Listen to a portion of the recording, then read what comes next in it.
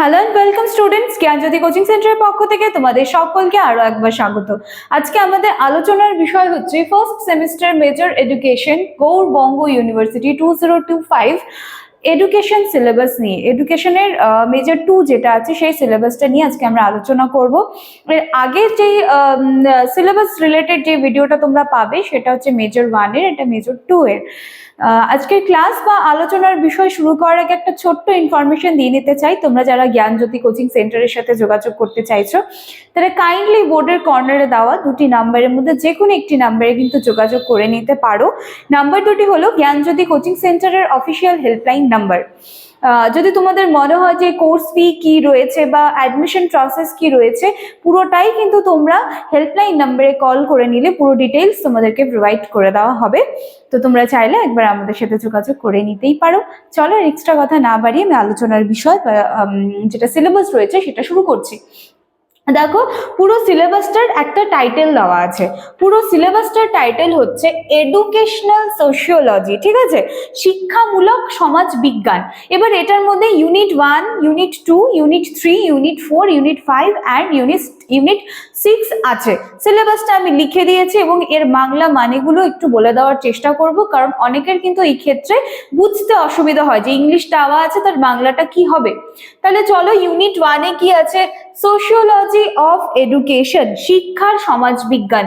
এখান থেকে তোমাদেরকে কমপ্লিট করতে হবে মিনিং অফ এডুকেশনাল সোশিওলজি, শিক্ষার সমাজবিজ্ঞানের অর্থ, মিনিং অফ সোশিওলজিক্যাল এডুকেশন, ঠিক আছে, এই জায়গাটা তোমাদের ক্লিয়ার করতে হবে। শিক্ষার সমাজবিজ্ঞানের অর্থ এবং শিক্ষামূলক সমাজবিজ্ঞান দু রকমের কিন্তু বলে দেওয়া আছে। আচ্ছা, relationship between sociology and education, সমাজবিজ্ঞান এবং এডুকেশন যেটা রয়েছে তোমাদের শিক্ষা, এর মধ্যে সম্পর্ক। এবং এরপরে রয়েছে সোশিওলজিক্যাল ডিটারমিনেন্টস অফ এডুকেশন, শিক্ষার সমাজতাত্ত্বিক নির্ধারক যেগুলো রয়েছে সেটা এই জায়গাটায় কমপ্লিট করতে হবে। তাহলে ইউনিট 1টা কমপ্লিট হয়ে যাচ্ছে। এরপরে আছে ইউনিট 2। এইখানে তোমাদেরকে ইউনিট 2 এর যে টপিকস গুলো রয়েছে সেটার টাইটেল হচ্ছে সোশ্যাল চেঞ্জ, ঠিক আছে, সামাজিক পরিবর্তন। এবং এটার মধ্যে মিনিং অফ সোশ্যাল চেঞ্জ, সামাজিক পরিবর্তনের মানে জানতে চেয়েছে। ফ্যাক্টরস এফেক্টিং সোশ্যাল চেঞ্জ, মানে কোন জিনিসগুলো সমাজ পরিবর্তনে এফেক্ট করছে, ঠিক আছে, ফ্যাক্টরস এফেক্টিং সোশ্যাল চেঞ্জ ওটা চেয়েছে। And concept and forms of social mobility and stratification, ঠিক আছে, এই বিষয়টা তোমাদের এখানে চেয়েছে। সামাজিক গতিশীলতা এবং স্তর বিন্যাসের ধারণা এবং রূপ, যেটা ইউনিট 2তে চেয়েছে। আচ্ছা, এরপরে চলে আসি ইউনিট 3তে। ইউনিট 3 এর টাইটেল কি? Social group and socialisation, social group and socialisation, সামাজিক গোষ্ঠী এবং সামাজিকীকরণ। এটার মধ্যে টাইপস অফ গ্রুপস গুলো দিয়েছে, মানে প্রাইমারি গ্রুপ, সেকেন্ডারি গ্রুপ, ঠিক আছে, এই বিষয়গুলো এখানে দেওয়া হয়েছে। তারপরে বলা হচ্ছে social interaction and it's educational implication, তার মানে তোমাদের এখানটায় সোশ্যাল ইন্টারাকশন চেয়েছে এবং তার হচ্ছে শিক্ষাগত যেই ভূমিকা বলতে পারো বা শিক্ষাগত যে তাৎপর্য বলতে পারো, সেই বিষয়টা কিন্তু এখানটা দেওয়া আছে, এডুকেশনাল ইমপ্লিকেশন। তারপর রয়েছে সোশ্যালাইজেশন, সেটার concept, factor, implication in education, এই বিষয়টা তোমাদের এখানে চেয়েছে ইউনিট 3তে, এই বিষয়টা এখানে চেয়েছে, ঠিক আছে, সামাজিকীকরণে শিক্ষার ধারণা, ফ্যাক্টর এবং তার প্রভাব। এইবারে চলো ইউনিট 4টা দেখে নিচ্ছে এখানে কি বলা আছে।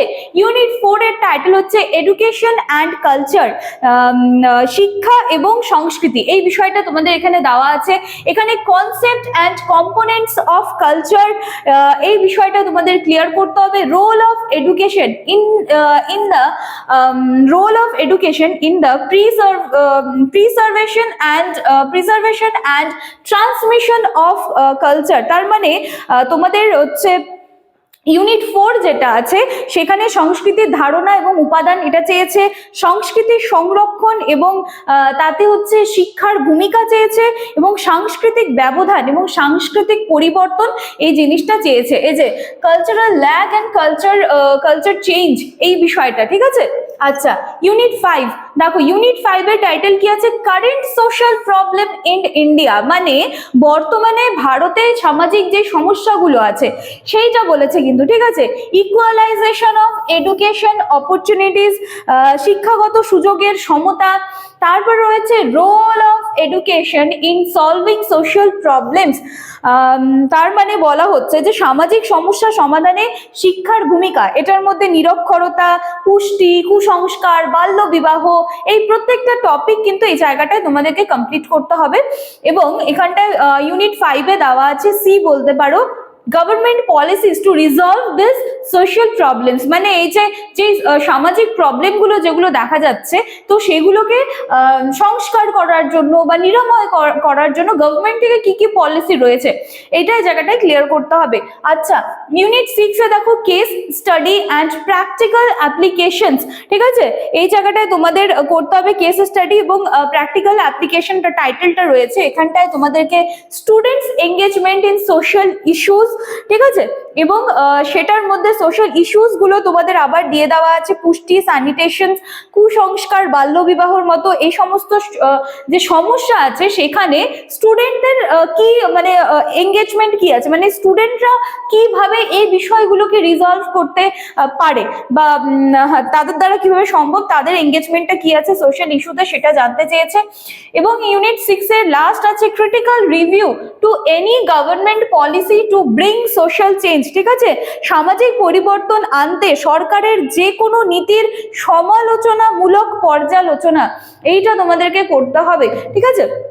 আমি একটুখানি ফ্রেম থেকে চলে যাচ্ছি, তোমরা চাইলে একটা স্ক্রিনশট কিন্তু নিয়ে রাখতে পারো, পুরো সিলেবাসটা এখানে আছে এবং এর সাথে সাথে এর বাংলা মানেটাও আমি বলে দেওয়ার চেষ্টা করেছি। তো চলো, এই ছিল আজকে আমাদের সিলেবাস বা আলোচনার বিষয়। আশা করছি সিলেবাস নিয়ে কোনো কনফিউশন তোমাদের আর থাকবে না। ভিডিওটি ভালো লাগলে লাইক, কমেন্ট, শেয়ার, সাবস্ক্রাইব করতে ভুলবে না। দেখা হচ্ছে নেক্সট দিনের ক্লাসে নতুন টপিক নিয়ে। Thank you.